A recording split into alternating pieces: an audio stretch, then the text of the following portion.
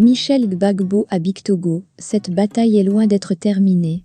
Pour plus d'informations sur ce sujet, retrouvez-nous après le générique.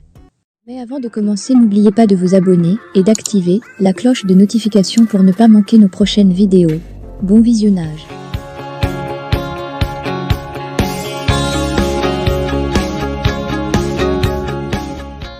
Michel Gbagbo, professeur en psychologie criminelle.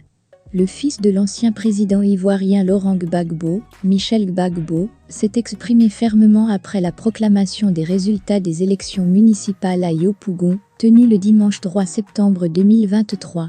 La commission électorale indépendante, CEI, a annoncé la victoire d'Adama Bictogo, candidat du RHDP, mais cette déclaration n'a pas été acceptée sans contestation par le candidat du PPA cité.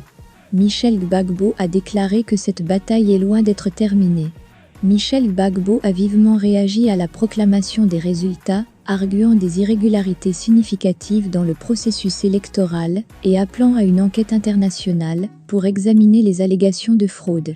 Dans une publication sur Facebook datée du mardi 5 septembre 2023, il a exprimé sa gratitude envers les habitants de Yopougon pour leur soutien indéfectible tout au long de la campagne électorale.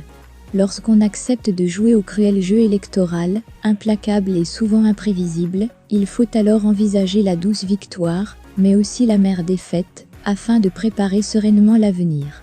Vaillante population de Yopougon, je ne cesserai jamais de vous remercier pour votre soutien, qui ne m'a jamais fait défaut depuis le début, a déclaré Michel Gbagbo dans son message.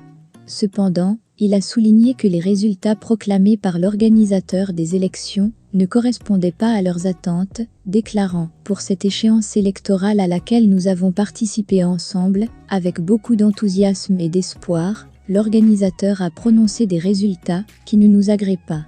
Détermination à poursuivre le combat ». Malgré la défaite apparente, Michel Gbagbo a clairement indiqué que la bataille était loin d'être terminée.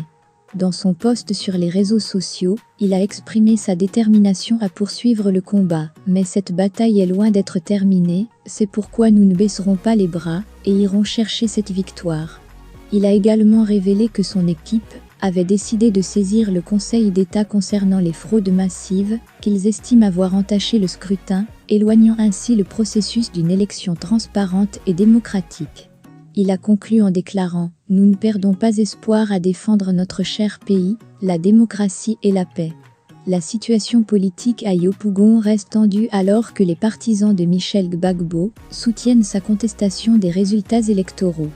Il faudra attendre de voir comment évolueront les actions entreprises par les différentes parties impliquées et les résultats de toute enquête à venir. La stabilité et la démocratie de la Côte d'Ivoire demeure une préoccupation majeure dans ce contexte électoral contesté.